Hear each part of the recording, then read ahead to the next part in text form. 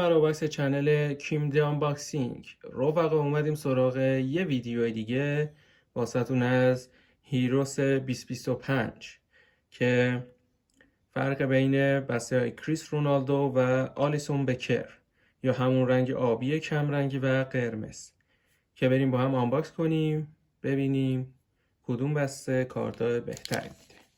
اولین بسته قرمز، بسته آلیسون بکر.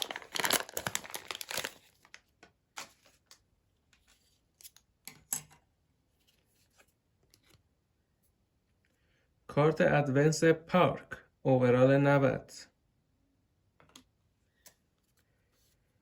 برچسب امضادار فیلیپ لا اوورال 90. کارت هیگواین اوورال 89. ببخشید برچسبش. برگه راهنمای بازی و کارت آخر ما هم کارت مربی مورینیو، ژوزه مورینیو اوورال 85 و مینی فیگور مورینیو که با هم بریم بچسبونیم.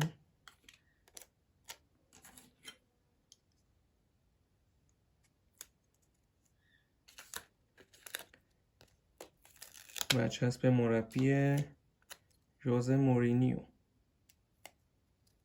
اینم مینی فیگور بسته اول. بریم سراغ بسته دوم، کریس رونالدو.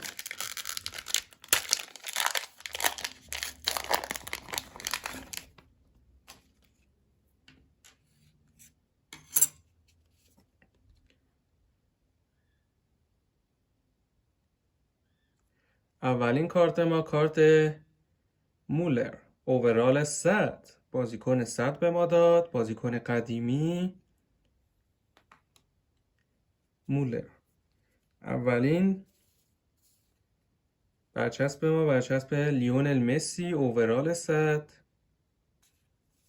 دومین برچسب ما برچسب کوواچیچ اوورال 81. برگه راهنمای بازی و کارت آخر ما هم کارت کومن، کینگسلی کومن اوورال 83 و مینی فیگور کومن که بریم با هم بچسبونیم.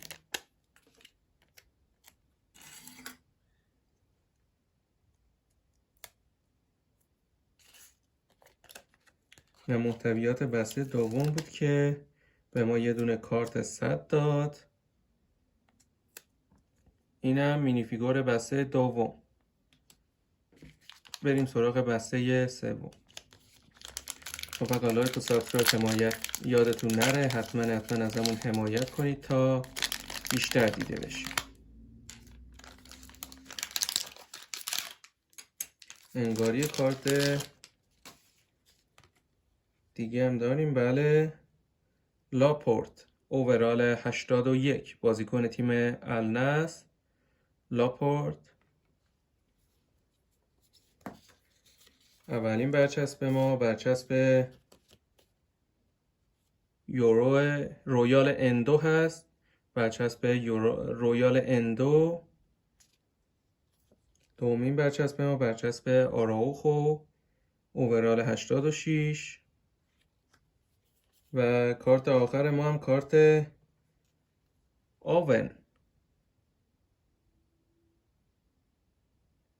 این هم از کارت آخرمون و مینی فیگور لاپورت که بریم با هم بچسبونیم.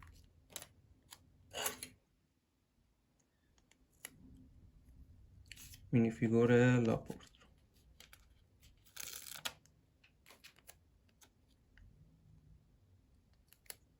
این هم از مینی فیگور لاپورت. بریم سراغ بسته آخرمون رفقا، بسته آبی. یه بازیکن از بارسا داریم داخلش. ببینیم کدوم کارت. اولین کارت ما کارت اولمو اوورال 83. برگه راهنمای بازی. کارت روبرت لواندوفسکی برچسب روبرت لواندوفسکی، برچسب سالیبا اوورال 84 و کارت آخر ما هم کارت دیماریا، آنخل دیماریا با شماره 4، بازیکن تیم یوونتوس و مینی فیگور اولمو که بریم با هم بچسبونیم. حتما به دوستاتون که عاشق آنباکس کیمدی هستن یا عاشق کارتای کیمدی هن چنل ما رو معرفی کنید که هر روز رفقا کلی ویدیو شورت و لانگ آنباکس کیمدی داریم واسهتون. اینم از مینی فیگور بسته آخر.